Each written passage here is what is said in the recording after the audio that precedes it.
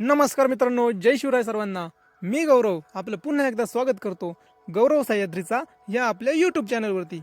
तर मित्रांनो, मागील 2 व्हिडिओमध्ये आपण किल्ले मोरगिरी आणि किल्ले घनगड या 2 दुर्गांची सैर केली आहे. तर मित्रांनो, ह्या व्हिडिओमध्ये आता आपण जाणार आहोत किल्ले तैल बैलाची सैर करण्यासाठी. तर चला तर मित्रांनो, सुरुवात करूया आपल्या पुढील दुर्ग प्रवासाला. लोणावळ्यापासून अवघ्या 40 किलोमीटर अंतरावर असलेला आणि 2 प्रशस्त भिंतींना नटलेला दुर्ग म्हणजे किल्ले तैलबैला.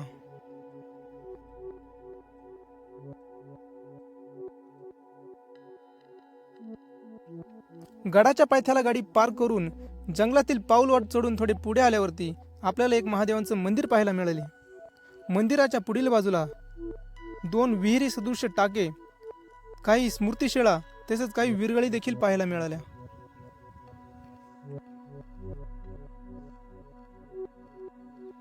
मंदिरापुढे असलेल्या विहिरीमधून पाणी काढले आणि महादेवांच्या पिंडीवरती जलाभिषेक केला. आपण हाती घेतलेले हे दुर्ग संवर्धन कार्य यापुढे असेच अखंडितपणे चालू राहावे असा आशीर्वाद महादेवांकडून घेतला आणि आपल्या पुढील प्रवासाला सुरुवात केली.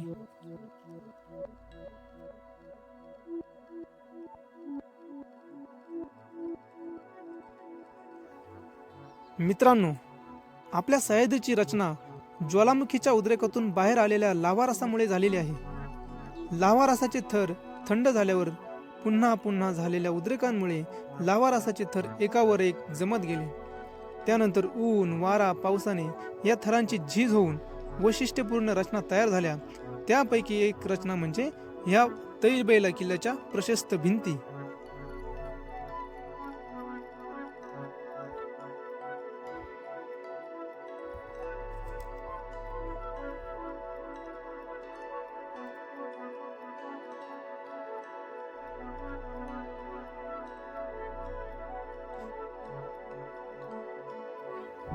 किल्ल्याच्या मध्यभागी डौलाने फडकत असलेला हा परमपवित्र भगवा ध्वज.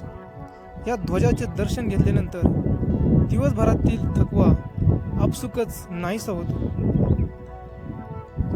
उत्तर दक्षिण अशी पसरलेल्या या तैलबैला किल्ल्याच्या भिंतीवर मध्यभागी व्ही आकाराची खाच आहे. या खाचेमुळे या भिंतींचे 2 भाग झालेले आहेत. खिंडीमध्ये उभं राहिल्यावर या कातळ भिंतींच्या विशालतेचा आपल्याला अंदाज येतो. याच ठिकाणी आपल्याला एक सुंदर असं श्री काळभैरवनाथांचं मंदिर पाहायला मिळालं. या मंदिराचे दर्शन घेऊन आता आपण आपल्या परतीच्या प्रवासाला सुरुवात करूया.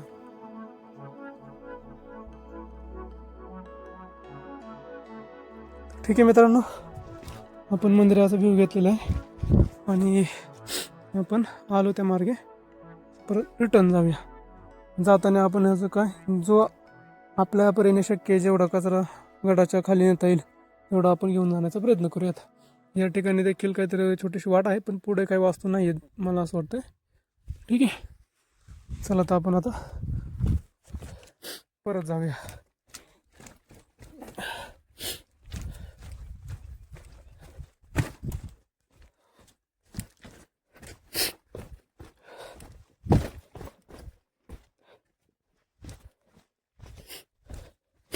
हे बा आपल्याला एक पिशवी मिळालेली आहे.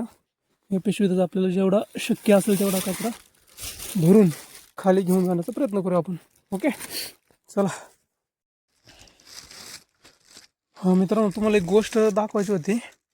तुम्ही आता व्हिडिओमध्ये दिसतंय की नाही दिसत असावं ना. हे दे बा, त्या ठिकाणी ना वनवा लागलेला आहे. ठीक आहे ना. उन्हामुळं जंगलाला जो का वनवा लागतो ना, खूप धोकादायक येते. म्हणजे निसर्गाची जी हानी होते ना त्यामध्ये प्राण्यांची खूप येते निसर्गासाठी. आणि दुसरी गोष्ट आहे तुम्हाला सांगायची की जर तुम्ही असं किल्ल्यांवरती गड किल्ल्यांवरती ट्रेकिंगला येत असाल, तुमच्या गाड्या जर तुम्ही किल्ल्याच्या पायथ्याला लावत असाल, ठीक आहे ना, आणि तिथं जास्त दाट किंवा असं जास्त सुकलेलं गवत असेल तर ठीक आहे, तर शक्यतो गाड्या लावताना ना गवताच्या भागात लावू नका. काय होतं, जर चुकून कधी जर असा वनवा लागला तर आपली गाडी देखील त्या वनामध्ये पेटून जाऊ शकते. ठीक आहे ना. मागच्या वेळेस कुठेतरी झाली होती घटना बरं का. मला काय आता एवढं माहीत नाही, पण भरपूर 4 व्हीलर होत्या त्या वनवाईमध्ये जळून खाक झाल्या. त्यामुळं तुम्ही पण कधी जर गाडी किल्ल्याच्या पायथ्याला किंवा डोंगराच्या पायथ्याला जर पार्क करत असाल ना, तर शक्यतो गवताच्या परिभागामध्ये ते गाड्या पार्क करू नका. ठीक आहे ना. म्हणजे होत नाही शक्य त्या गोष्टी घटना, पण जर झाली तर मोठ्या प्रमाणात नुकसान होऊ शकते. मी हेच सांगायचं होतं. त्या ठिकाणी एक वनवा दिसला मला, त्यामुळे मला ती गोष्ट लक्षात आली. ठीक आहे. आपण आता आलेलो आपल्या भगव्या ध्वजापाशी. माझी गाडी पण इकडे खाली पार्क आहे, मी ती सेफ जागी पार्क केलेली आहे. ठीक आहे. चला, बघा आपला भगवा ध्वज. हे सूर्यदेव इकडं अस्ताला जात असताना छान आहे, कवी मनाचा आहे मी. ठीक आहे. आणि आपला तैलबैल फोर्ट. ठीक आहे. तर मित्रांनो, झाले आज आपले 3 गडकोटांची जे ते आपण टार्गेट सेट केलं होतं, ते आपला आता कम्प्लीट झालेलं आहे. नेक्स्ट व्हिडिओमध्ये तुम्हाला त्याची डिटेल सांगतो. चला, व्ह्यू एन्जॉय करा.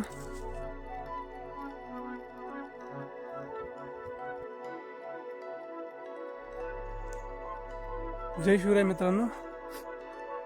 आता मी तैलबैला, हा जो आपल्या मागे दिसतो तुम्हाला, तैलबैला किल्ला उतरून खाली आलेलो आहे ना. इथं मी खाली गाडी पार्क केली होती आणि व्यवस्थित आपली गाडी इथे पार्क आहे. किल्ल्यावर नेताना जो काय मला वाटेमध्ये रस्त्यामध्ये जो कचरा भेटला, हा कचरा मी किल्ल्यावरनं खाली घेऊन आलो आहे. आणि आता खाली एखाद्या म्हणजे पायथ्याच्या गावामध्ये जाऊन कचऱ्याची योग्य ती विल्हेवाट लावणार आहे. ठीक आहे.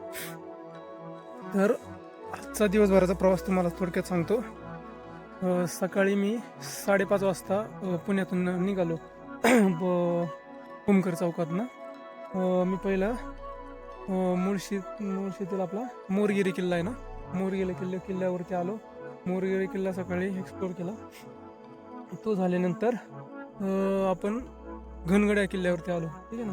त्याच्या तैलबैलाच्या पलीकडे जो किल्ला आहे तो घनगड किल्ला आहे. आणि घनगड किल्ल्यावरनं आपण आता तैलबैला किल्ल्याची सैर केलेली आहे.